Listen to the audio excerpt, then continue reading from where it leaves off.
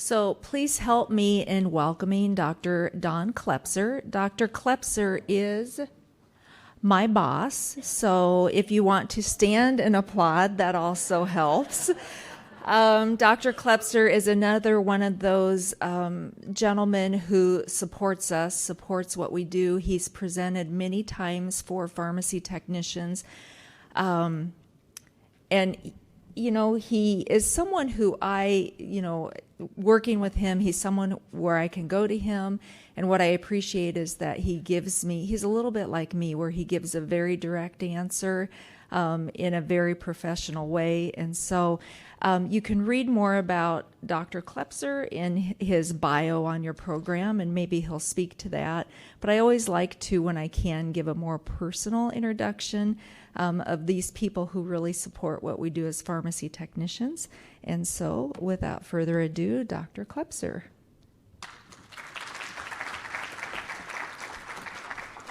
So you should be able to just advance. I don't think I have minutes, and then if you could ask questions. Yep, absolutely. Good morning. Thank you so much for having me again. It's good to be here. I think what Judy meant is sometimes I have to say no when she asks for things. Can we hire somebody? Can we do that something? And I have to be the bad guy sometimes. So that's okay. So it is great to be here. And then I walk in and I look up at the title of my talk, and I'm reminded, I think for anybody who was in Omaha last year, I gave a somewhat similar talk, also with the phrase post-COVID. And then I wake up again this morning and I realize we are not post-COVID. And I'm not sure we will ever be post-COVID. And so I don't want you to blame me. This is not my fault because I put this. But really, and I think the way to think about it is how the world has changed in healthcare, how the world has changed in pharmacy particularly, and how the world has changed for pharmacy technicians, and what that will mean as we move on. And so, yes, maybe we will never be post-COVID, but let's think of it because of COVID, or after, or during, or now, or however you want to think about it. So full disclosure, I'm not a pharmacist. I'm not a pharmacy technician. I'm a PhD and an MBA, but I've spent most of my life in pharmacy. So my parents were both community pharmacists in Bay City, Michigan. Anybody from Michigan? Anyone? Yeah, from Michigan? No? Okay, yeah, nobody lives there now. We've all moved. Right, that's the problem in Michigan. But I grew up in their pharmacy, like any kid of a pharmacist. So I was probably doing technician work when I was 8 years old, if that means putting things on the shelf and counting and doing some of those types of things. And in Michigan, we have the special added bonus of people return their pop and beer cans, half full generally, and usually with a cigarette butt in it. And I got to take care of those as well. So I like to think I've done everything in a pharmacy save the work of the actual pharmacist. So. Things have changed. It has been a unique, I think, is a very polite way of saying, couple of years. It has been a challenging few years across the spectrum for healthcare. Now, so that there's that way to look at it, and certainly we can't ignore some of what has happened, some of the burnout, the stress, and everything that I know you all have faced. And we see certainly among our students, among our alumni, our preceptors, everybody that we interact with. But it's also been a real time of transition, a real time of growth, and opportunity for both pharmacists and pharmacy technicians. And so really, as we think about it today, that's what I want to focus on, is a little bit more of the positives and then what that means as we go forward. So, and certainly you all know this as well or better than I do, but I want to talk a little bit about some of the things that have happened in community pharmacy because of COVID. and how some of these practice changes have really impacted the roles and responsibility of the pharmacy technician, and then what does it mean as we go forward? What is, how are we going to maintain the advances, if you will, but do so in a way that is sustainable and that we can do going forward, and not the way we've maybe done it over the last 2.5 years, which is really just scrambling and burning everybody out. Pretty informal here. If you have questions, throw your hand up, yell it out, tell me to shut up, whatever you want to do. I can handle it. We'll keep it as informal as you all need it. And if it ends up being a lot of discussion, we'll just make it a lot of discussion. How about that?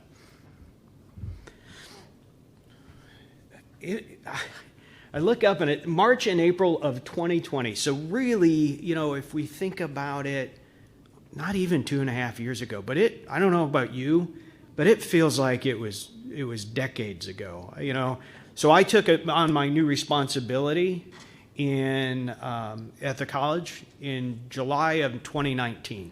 And so I had about 6 months of kind of just rolling into my job, and then COVID. And I tell everybody, it's been like dog years. I mean, it really feels like I've been in this job for 20 years, and I look up and it's only been a little over 2.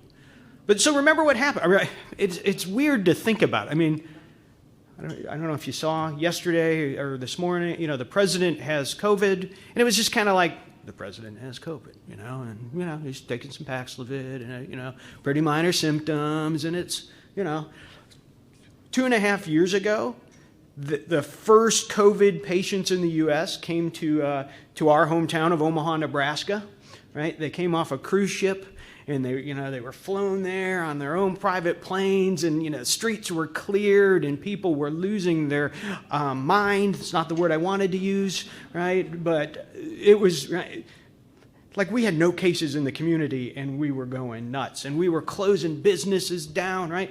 Remember we started learning phrases and terms, what is an essential business and non-essential businesses, and everybody who closed, and schools went remote. We at the university, I was flying from San Francisco to Washington D.C. They said, no, you need to come home now because we are going remote on Monday, and you're responsible for that. And I go, oh, okay. I don't know what that, but all right. I mean, Zoom and Teams and all of these things, this was a huge change. The economy ground to a halt. We started wearing masks and social, phrases that, are now everyday, social distancing. We were putting up physical barriers. I was walking through the college yesterday, and we still have, plexiglass banker shields all over, and things change fast, right? In the College of Medicine, their students quit going on clinical rotations almost immediately, right? They pulled their students out of the learning environment. We shifted everything we could to telehealth. We quit doing any kind of elective procedures. Right? I mean, everything changed, except in one place, the pharmacy, right? Pharmacies, it's like, no, but you guys just, stay open, right? Keep doing what you're doing. I mean, actually do a little bit more, right? And continue to serve your patients because you are essential workers. The pharmacy was essential. And I think that's a theme that was carried forward again and again and again during the pandemic. Now, not always praised, not always recognized. I was just on a phone call earlier this week with a regional manager from Walgreens, and he was saying, Don, I don't understand. Our people never got thanked, right? I don't know how it is in where you all are from, North Carolina or elsewhere, but in Nebraska, they were giving bonuses to nurses. The state is paying nurses. The state, all of these forgiving loans and doing all of these things, and nothing for pharmacy. Nothing for the pharmacist, nothing for the pharmacy technician, right? And yet the pharmacies have continued to operate throughout the pandemic. And it's not been easy, right? We talk about workload. We talk about stress. I don't know how it is where you are, but we have workforce issues. right? We have pharmacist shortage. We have terrible pharmacy technician shortages. It's nearly impossible to find somebody, particularly in some of our rural communities, who has the skill set and the willingness to work, right? And so that led to, things like the mass resignation, hashtag pizza is not working, and all of these staffing shortages across the state and across the country. But in the middle of this, again, hey, pharmacy, I get it. You're essential. Things are closing down. I know it's rough, but could you also now become the go-to place for COVID testing, right? I know a lot of you have never done it, but can you run somebody out to the parking lot every 2 minutes and do a sample, run the test? Oh, and now we're going to do immunizations, and we need you all to do that as well. On top of but we get to take something. No, we're not taking anything away. We just need you to do a little bit more. Some of you are laughing. Some of you are shaking your head. Some of you are openly weeping. I get it, right? I mean, you know what this has been like, and it's been tough. But if we think, and so again on this phone call this week, and he said, Don, the one other, because I asked him, I said, Troy, what else have we missed here? What have we, what are the things that I'm not thinking about as an academic? He goes, phone calls. The number of phone calls. When the immunizations first came out, we had somebody on the 60 or 70 phone calls just about COVID vaccinations. That's a full-time position, basically. So how do we accommodate? And that's nowhere. There's no reimbursement for that. There's no it's something else that was happening. So again, I remember I said I wasn't going to be all doom and gloom, right? I mean, I think if we think about it, though, while being asked to do all of this, the opportunities, right? I mean, some of these are the things, that certainly in my research and in pharmacy and amongst pharmacists and amongst pharmacy technicians, these are some of the things we've been talking about for decades, that the pharmacy is the most accessible, available point of contact in the healthcare system, that the pharmacist and the pharmacy technician are underutilized resources when it comes to patient care services. And so the opportunities for both pharmacists and pharmacy technicians to impact patient care and outcomes has never been greater. So I think that's, to me, where some of the excitement has been, that some of the barriers, some of the restrictions, some of the things that we've been trying to get others to think about for a number of years suddenly became possible. So why are pharmacies looking to expand, right? And again, if we think about pre-COVID, when we would talk about this, right? And I know you all hear this all the time. This is something we talk about constantly. I'm leading some strategic planning within pharmacy in the state of Nebraska, and the conversation is always about we need to move beyond dispensing. We need to, it's easy to say, but the fact of the matter is dispensing still pays a lot of the bills, right? I know, and maybe the reimbursement isn't great, and maybe it's miserable in insurance companies and all that, but it's still an important part of what pharmacy is and what pharmacy does. But if we think about why go beyond, why do more than dispensing or in addition to, it does come down to access to care. Expanding access to care by utilizing the pharmacist and the pharmacy technician and their expertise.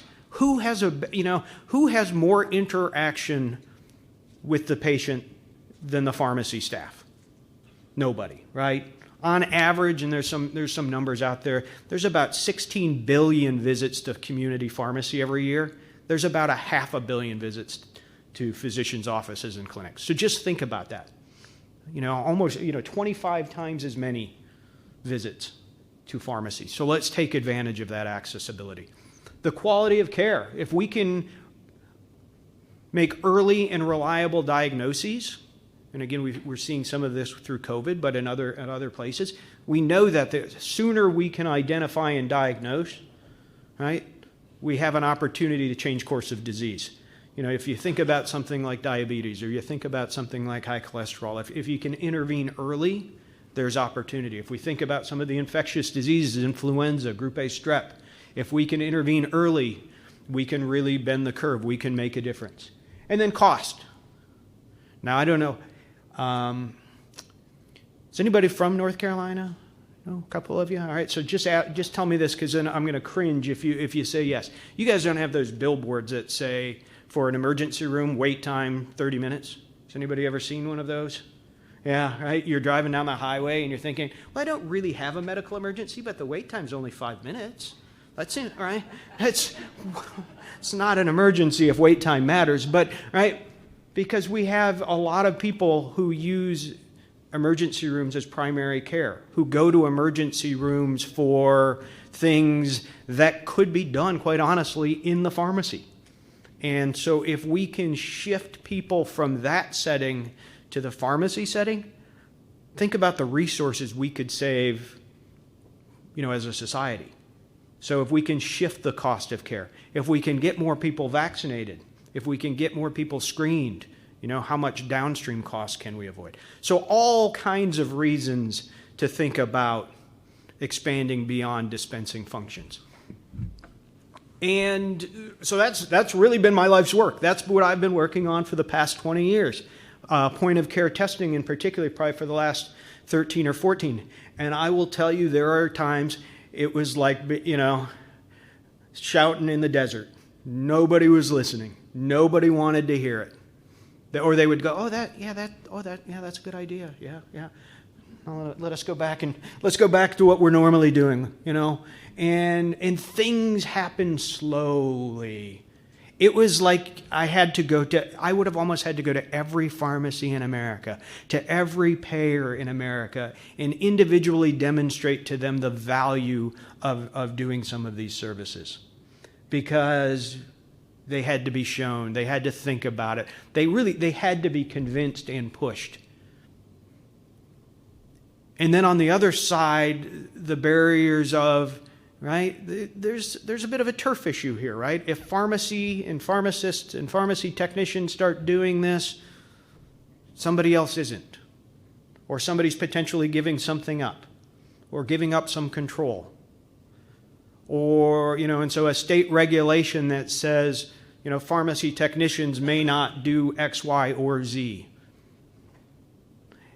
Or pharmacists can't do point of care testing because they don't have the qualifications to be a CLIA-waived lab manager, which is basically keep a log sheet, which seems like something a pharmacist could do. But, right, there were states that said no, they couldn't.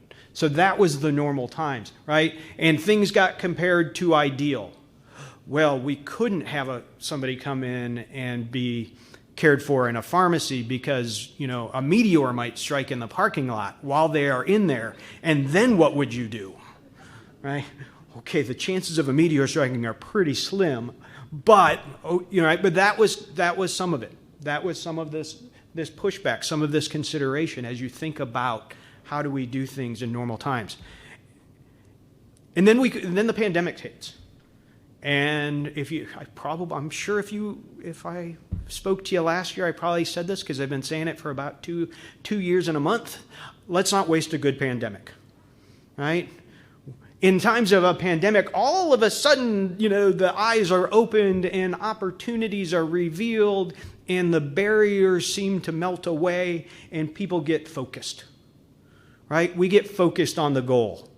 So no longer is it, I need to be the person who does all of the immunizations or all of the testing or all of the fill in the blank. It's we need to get more people immunized, tested, fill in the blank. And who could possibly assist in that? Who possibly is qualified to be part of that? And so all of a sudden, we some of the barriers that we have in normal times that seemed insurmountable fall away. Right? Oftentimes, with a public health declaration, it's really with the flick of a pen, right? Somebody says, hey, here on, what was it? April 8th, 2020, pharmacies are going to be allowed to do point of care testing. Stop. It doesn't matter what your state law says. It doesn't matter what the barriers were prior. Pharmacists are qualified to do this. and then it rolls from there. It's similarly, what was it, September of 2020? Hey, you know what? Maybe we should let pharmacy technicians give immunizations. Boom, right? Okay, right? And I know there were some states where it was already happening, but there are a lot of states where it was forbidden, right? It was prohibited. And all of a sudden, that goes away. All of a sudden, that becomes an opportunity and a possibility. So again, I won't spend a ton of time on this other than just to say, right, my area of specialty is point-of-care testing and pharmacy-based point-of-care testing. And so when we came into the pandemic, we had done a survey. We had gone out and looked to see what percentage of pharmacies were labs. So again, right, if you're doing testing in a pharmacy, you are a laboratory. 16% of pharmacies were laboratories at that time, CLIA-waived laboratories, doing low-complexity testing. There were states where the number was 0. Right? There were states where it was not allowable, Nevada, New York. There were states where the barriers made it almost impossible to do anything. So state regulations, payment challenges, and staffing were among the barriers to wider adoption, right? Somebody has to do these things. Where is the stream of income if we take these things on? And so there you go. I'm just surprised I got the date right, actually. Wednesday, April 8th, 2020. Yay me. Right? The Office of the Assistant Secretary for Health comes forward and says, starting today, effective immediately, licensed pharmacists can order and administer COVID tests. Anything that the FDA has authorized for emergency use, pharmacies can do. Now, that's awesome. Right? From where I stand, that was great. You know the worst thing possible in the middle of a pandemic is trying to have to stand up a service like that. When you have to order supplies, you have to, right? There are logistics issues. There are all of these other things. All of a sudden, in the middle of a crisis, we established another crisis. And people were, where do I get these things? How do I get these things? How do I train my staff? How do I set this up? What's the workflow? Wouldn't it have been better if 5 years ago you had been set up doing this for, let's say, influenza, and now it was simply, let's run another test? But that's not where we were. And so, right, that became some of the challenge, but the opportunity. And they went a step further about exactly a month later, and said, you know what, now we're also going to incorporate some billing possibility here. So you as a pharmacy operating as an independent clinical laboratory can get reimbursed for the lab component, for the testing component from CMS. So again, another barrier gone. Not perfect, doesn't account for the technician or the pharmacist's time, doesn't reimburse for the visit, but at least for the test itself. And then, I said September, this was in October of 2020, right? Health and Human Services authorizes pharmacy technicians and interns. And again, for us as a college, that was big. That was good. That was big news for our students. But for the pharmacy technician to administer COVID tests and vaccines. So again, another barrier gone, another opportunity. Now, I know you're all thinking, 2020, October, what was going on in October of 2020? Right? We didn't actually have a COVID vaccine. We knew maybe 2 were coming. We had no idea. This was the time when, you had to be left-handed and standing on one foot and, say the alphabet backwards in order to actually get the vaccine. And, right? Yeah, part of a study. I mean, it was right, and we had no idea what was going to happen. And this was the time when if somebody heard that your and again, I'll speak to what was happening in Omaha, right? We had pharmacies that were working either with medical professionals or first responders or nursing homes, but sometimes they would have a little extra at the end of the day, right? They would have a half vial or something, and they would put that out on social media, and people would, like they were giving away gold. how times have changed, right? Now you can't convince some people. But so, I mean, this was a time, and again, this is all happening in pharmacy, but it opens up opportunity for the pharmacy technician now to go beyond playing kind of just a sideline administrative role, but to be actively administering vaccines. So quick show of hands, how many of you have given a vaccine? How many of you have actually? All right. Way to come up front. Those of you who are doing that, how many of you would say never, not a chance, no way, not even if they, right? Anybody? Yes, you? Yeah? You're out on that? Look, I will tell you full disclosure. I mentioned that my parents were both pharmacists. My dad retired when they told him he had to give vaccines. He's like, I did that in the military 40 years ago. I'm out. So it's all right. I mean, but the opportunity is there. And, going beyond COVID and going into influenza this year and whatever COVID will look like. So, a huge opportunity. And, and this is some of my friends and colleagues actually published in Pharmacy Times an article. Pharmacy technicians are valued more than ever. Insights into a team-centered immunization approach. So, I mean, I think the role of the pharmacy technician, the recognition of the pharmacy technician has skyrocketed as far as I'm concerned over the last couple of years, right?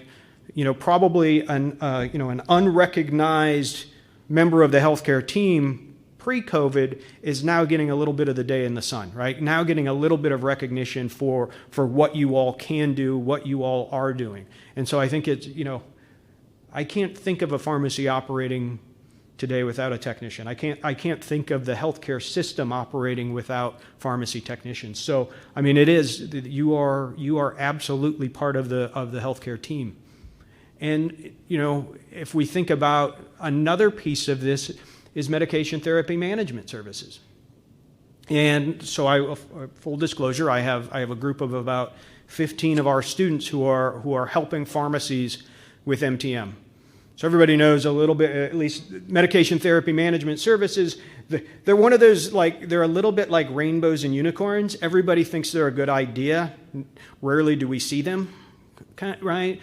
It's a good thing to do in your pharmacy. It's great for your DIR fees and your quality scores, but it takes time, and the reimbursement is okay, but it's probably break even. So I've got a number of students who are helping with this. Well, so now all of a sudden, as we move from all of these having to be face-to-face, now some of them are being done over the phone. There's some telehealth. Again, a role for the pharmacy technician to get much more involved in scheduling and helping in organizing and collecting data and bringing things together so that when it comes time for the actual call or the actual visit, right, it can be done more efficiently and we can have a bigger impact on patients and patient care. And I know you all know this, but you probably have more influence on the patients because they talk to you, right? You're the one they interact with. And so when you recommend this, when you talk to them and say, hey, the pharmacist wants to talk to you about your medication therapy and do a comprehensive medication review, they will take that, right? They would say, oh, okay, yeah, I'll do that. And it doesn't always happen when somebody from the outside. Because if we don't do these in our pharmacies, they end up getting shipped off to third-party payers and people outside of our community to do them. And certainly from my standpoint, I'd much rather see them being done by the members of the healthcare team, by those that the patient interacts with on a regular basis. And so I think in these numbers, and I wouldn't fret too much about it, but you can see how the technician can help with the success rates on the comprehensive medication reviews, the CMRs, that when there is a technician actively involved, that's about an 11% increase in the number that get completed. And again, now there's direct reimbursement, so there's money for everyone that gets done, but almost more importantly is the back end, the ability to get higher reimbursement for dispensing, for everything. So, you might go, well, that's 11%. That's big, right? That probably moves you up a tier in most insurance plans. And then the TIP, or the targeted medication reviews, to move up 8% when technicians. So again, a really big role, a really important opportunity for technicians. So what does it all mean, right? All of this good stuff that has happened, and I know, and again, there's probably somebody saying, great, Don, you just laid out 3 pretty heavy things that take a lot of time and energy that we are now taking on our plate and are now burning us out, right? Or making us overwhelmed. So maybe right now you're saying, whew, okay, let's cool our jets, right? So how do we do this go forward where we can still have this positive impact, but we can do it the right way, right? So we can do it where people aren't getting burned out, where people aren't getting overworked and stressed. Well, so, what does it all mean? And how do we, what happens to some of these barriers that have been reduced or removed? And is this going to be permanent? Did I hear somebody say no? No, you don't think it's going to be permanent? Well, there are certain parts in our drive-through, for instance. COVID was an easy, they just didn't even need a sign because we knew that it was going to be that way. And now they're going to have a sign. And that's yet another step. Let's go back to the old way.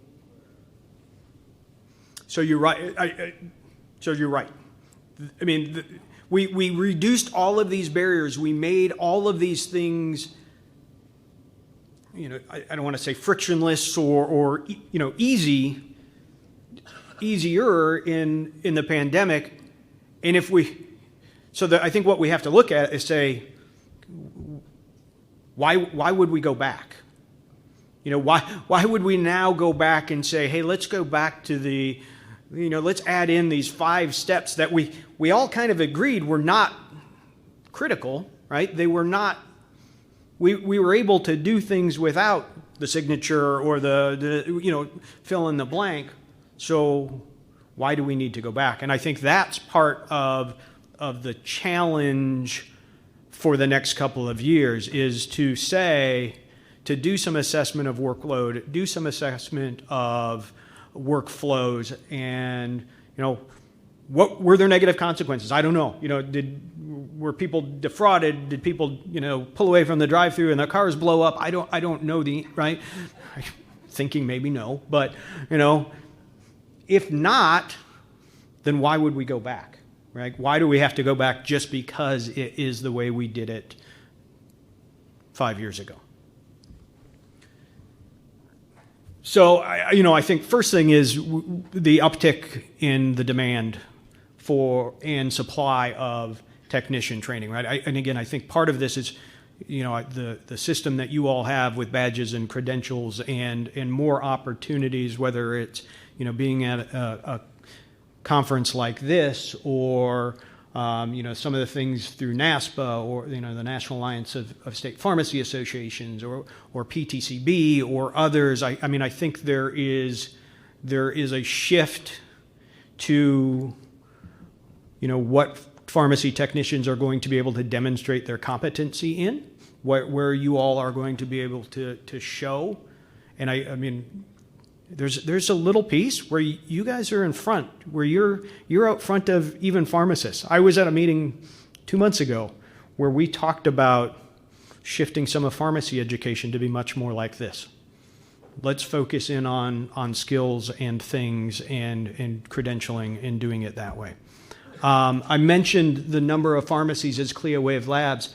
It was 16% in 2015, 2014. Now we're over a third. That 2020, early in the pandemic, we were up to 27, 28%. We've seen that go even higher now. We're almost to a point where we're at 50%. All of the big chains have come on board. And so we're really seeing. So it's hard for me to see this completely going away. It might, we'll have to figure out the workflow. We'll have to figure out the reimbursement. but there's an investment now, and at least with the leadership in the pharmacies that I talk to, there is an intention to continue doing some type of testing as we go forward. And so we saw, whether it's the antigen or the PCR or the antibody, whether it's OTC testing with some kind, right? But we've also, more recently here, and certainly have an offline conversation about this, ideally over a beer, the announcement recently about test to treat and pharmacists' ability to actually act on test results. And once you have that, now you're talking about a one-stop shop, right? Now you will see that demand go through the roof. Now we'll see the opportunity. If somebody can come into the pharmacy, be tested and treated in a 30-minute visit, whether that's for COVID or for influenza or group A strep or you name it, right? That's where we're going to see drive. And certainly the groundwork has been laid for this over the past 2.5 years. And we're really seeing some movement both federally and at state level. Anybody from Florida? All right, yay. So I was down in Florida on July 5th. Not meant for a guy who looks like this, by the way. Ouch. But Florida has passed some regulation, some legislation recently that is allowing, the pharmacy and pharmacy staff to do test to treat in the pharmacy under collaborative practice agreement. So we're seeing some shift here. We're seeing some real changes. And so, you've seen all of these things, and I think most importantly, patients now expect this. Right? We've changed how patients think about this. If you walk up to somebody today and say, hey, let's just say, hey, you're traveling internationally and you need to get a test, where would you go? Pharmacy, right? I mean, that's just what people are thinking. I will tell you. So, Judy probably has heard me rant about this. Early on in the pandemic, I'm at an academic medical center, and that's where all the really smart people are, and the people who develop these tests. And they said you can't go to a pharmacy because there's no way they can do it, and these tests are garbage, and da da da da da. A year later, when all of the drive-through community testing sites could kind of close down, where I'm on this meeting, I'm like, okay, so where should we be sending people if they need to get tested? To the pharmacy.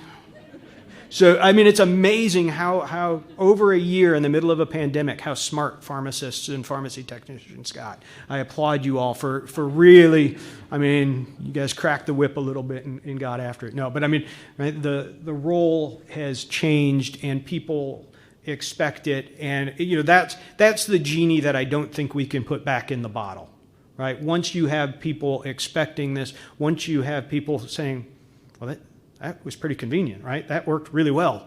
Why would you now tell them they can't do that anymore? And so I think those are some of the things. So how do we get there? Well, right? What's the next step? And so, we need to identify some of these regulatory changes that need to be permanent. I will admit some of the concern I have is, right now we're operating under a public health declaration that is allowing pharmacists and pharmacy technicians to do this in some states. Well, 60 days, that could go away, and then what? And so making sure that your state regulations will allow these important patient services to go on. Now, again, it doesn't feel like the pandemic's winding down. It feels like every time I say that, it spikes back up. But at some point, these public health declarations will go away.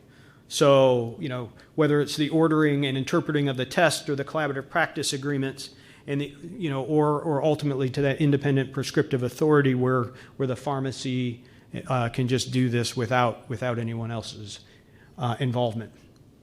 So we've seen, the patient awareness raise. We've seen, the value has been demonstrated. Not always compensated for, right? I will say, right, once federal funding goes away for testing. And for I know there are people who are now saying, okay, now what? How do we? It will change the calculus a little bit when patients have to start paying for these things. So that's to be determined. But then also consistency, consistently delivering high quality, right? that you know a patient can come into any pharmacy anywhere in the country and receive the same quality, right? Then it becomes part of pharmacy services, right? When it's not the exception, when it's not one pharmacy in one part of town, but when it happens everywhere. So, if we think about challenges, I would say you can read those there. Other tests, vaccinations, how do we get those on board? Being able to act on the results. I've talked about prioritizing services when time and resources are limited, and guess what? Time and resources are always limited. So how do we prioritize? Sometimes I know it can feel like being a kid in a candy store and saying, oh yeah, I want to do all of these things, and then the reality comes and crushes down that says there's only so many hours in the day. And I will tell you the verse I sing whenever anybody asks me is how can we do this? I say, you need to better utilize your technicians, because I will just like I talked about, some of the turf war things in medicine where physicians didn't think pharmacists should do this. There are times I talk with pharmacists who feel like they act exactly the same, right? Well, if the technician can do this, I'm less special, right? Somehow it takes but I'm the person who does this, right? Well, okay, no, you're not anymore, right? I mean, or that it doesn't have to be you, and so we need to think through that. I mean, I was on a phone call with somebody the other day, and it was just that, and somebody who should know better as far as I was concerned, and so what's our goal? What is it that we're trying to accomplish? Let's use all of our resources as to the best of our ability. Let's be smart about this. And for me, that means better utilization of the pharmacy technician. Let's empower people to do what they can do, right? And then let's, if there are things that do require a pharmacist or do require a physician or do require whatever, let's make sure we allow them the time to do that. So expanded opportunities for the pharmacy technician. And this is, I will tell you, I hear I am preaching to the choir, but this is the same thing I've said in front of CEOs, in front of pharmacy groups, that pharmacy technicians need to play a larger role.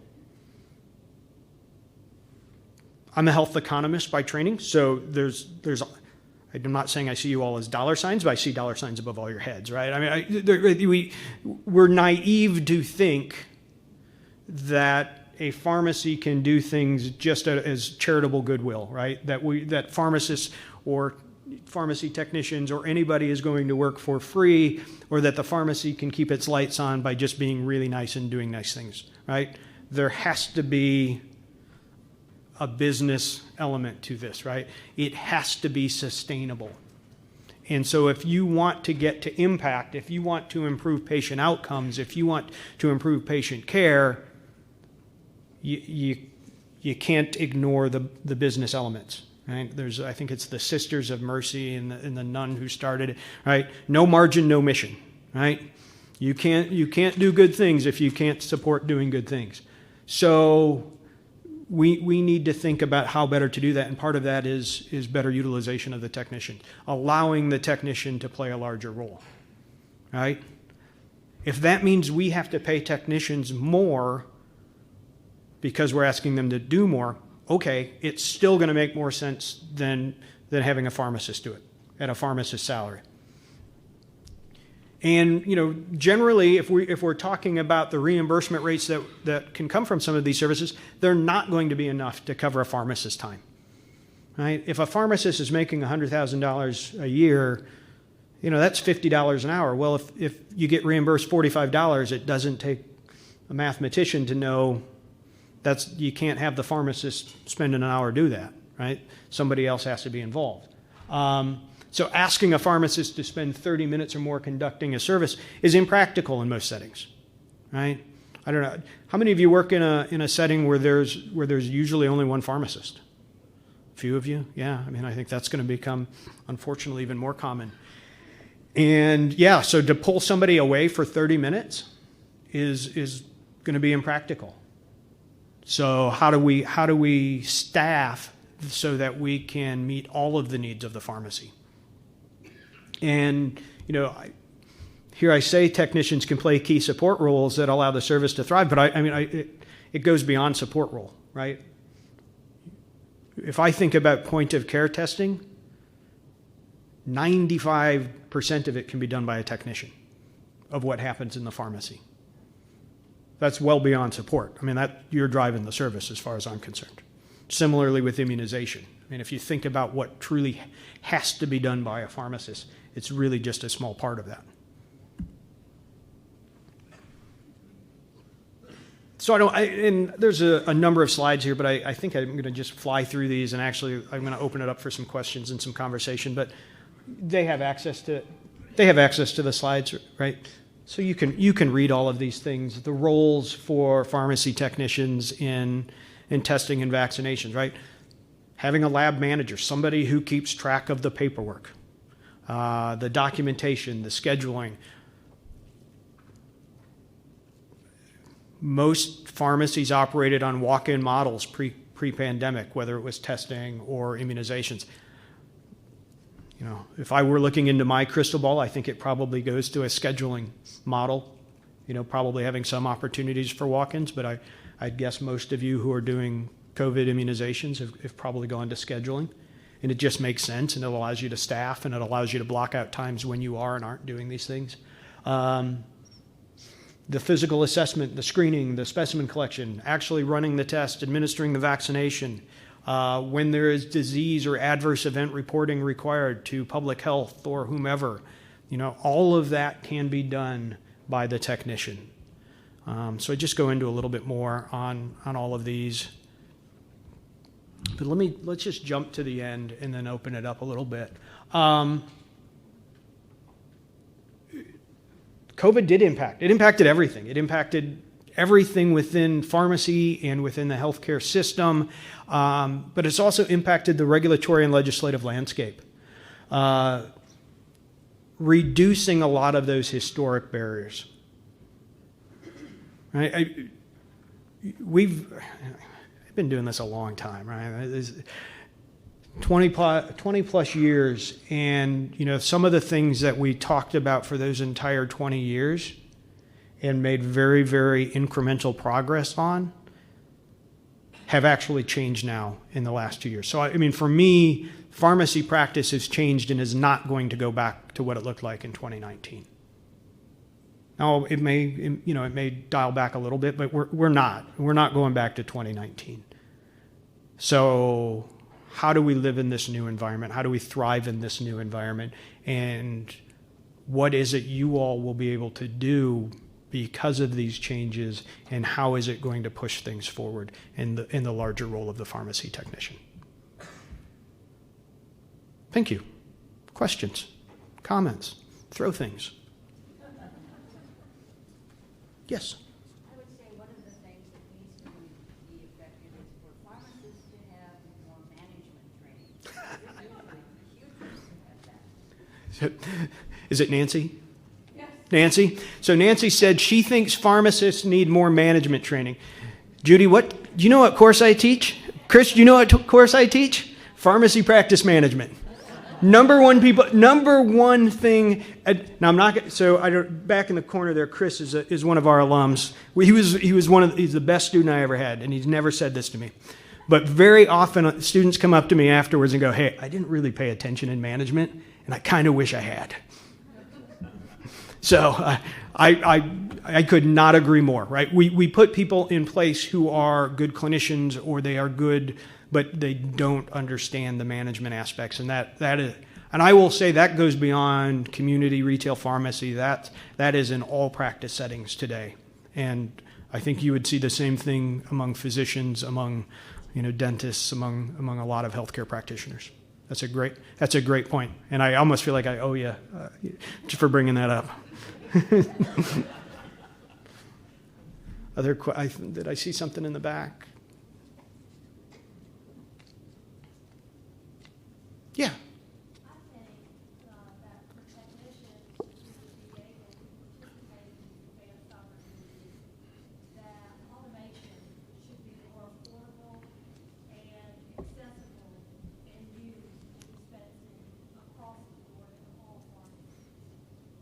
So the comment was automation and increasing, reducing the cost and making it available and used in all settings. And I could not agree more. I mean, I think, no offense to anybody in this room or any pharmacist or pharmacy technician, the truth is, right, the robots, the technology, the automation can count just as well as you can, right? I mean, it can do some of those things. So if we can shift to the machines, to the automation, some of those responsibilities, yes. How much does it open up for the technician to do more of these types of services, and then the pharmacist as well? And so I think, yes, we just need to find a way. We need to make some of those investments. I think that's, we're, again, slow progress, but an important part of this.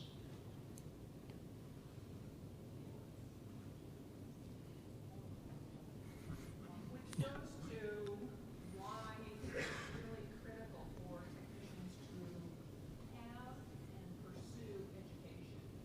Very few states require education. They require 500 hours of on-the-job training, and that is not going to be enough for these advanced roles.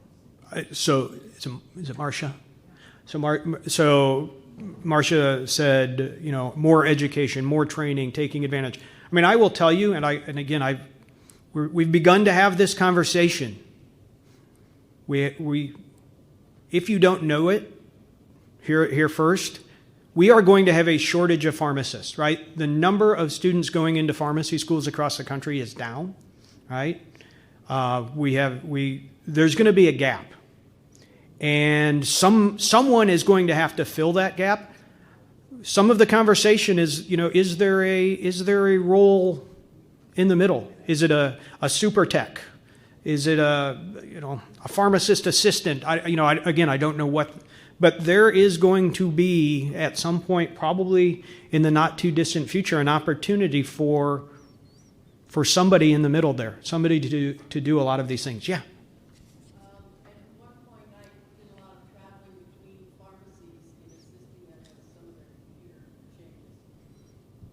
The thing that I noticed the most was the management of the pharmacies. And I think that it would be advantageous for the technician, or and maybe it's a super technician, who would actually do the management part. Because in actuality, the technicians are the ones who are really driving what's going on there. Yes, the pharmacist has to check everything, but the technician is the one who's dealing with the patient, who's dealing with the doctor, who's dealing with the script, who's, taking care of meds that need to be pulled, meds that need to go back. I mean, all of those management things are already falling to the technician. But when you go into a pharmacy where the pharmacist is maybe new, very often new, who never really had good management skills, you get these backlogs of things, and you go and you say, well, where are you keeping this? Well, why isn't this, you start as a technician, you start to see things where in your own, pharmacy it was a certain way, and of course everybody's going to do things differently. But I think there should be some kind of a management skill given to technicians so that they can go into a pharmacy and say, it works better, or this is a good way to work things, and, kind of organize it a little bit. Maybe take some of the role off the pharmacist, but again, they want to be, it's my part. Sure. Oh, yes. And I run into a lot, I run this way. But I think that in reality, the technician is the one who's really doing all of this on a day-to-day basis, and they need to have better skills. And pharmacists need to use their knowledge.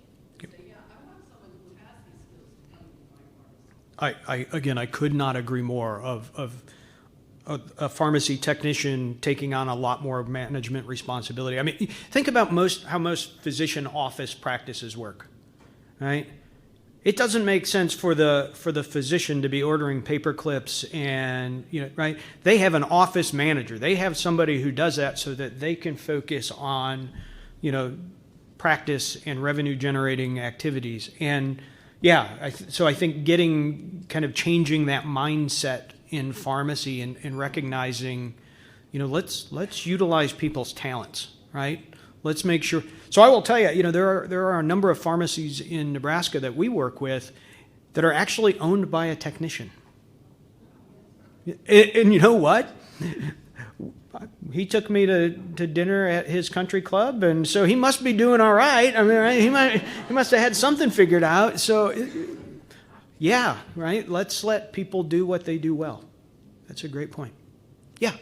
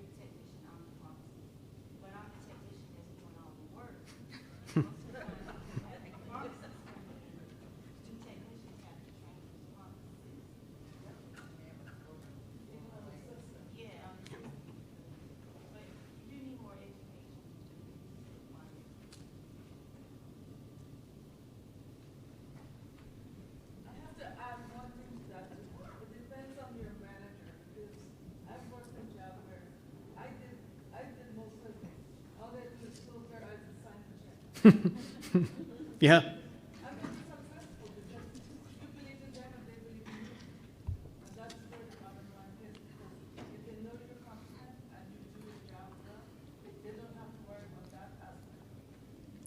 You're absolutely right. I mean, so again, I teach a little bit in this management course, and it's, I talk about talent development. Source great talent. Find good people. Make sure they are prepared. Make sure they have the resources, and then get out of their way. And that's a very difficult thing in healthcare and for a lot of pharmacists to kind of get their hands around, right? And everybody will talk about safety, and they'll talk about liability, and they'll talk about insurance and all that. But get good people that you can trust, train them up, once you know they're competent, get out of their way, right? Now, I'm not saying, let's not break any laws, do what's required, but absolutely, take advantage of the talent you have. I will say, I know, with the risk of offending at least one pharmacist in this room, right?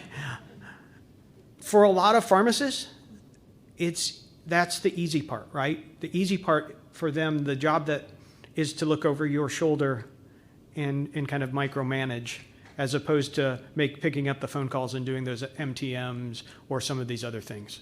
And people fall into what is easy. It's a little bit like the physician who wants to treat a kid with strep throat, because that's pretty easy to do compared to, a chronic condition or something like that. So with that, I thank you. Thank you so much. My information is there. Love to connect again.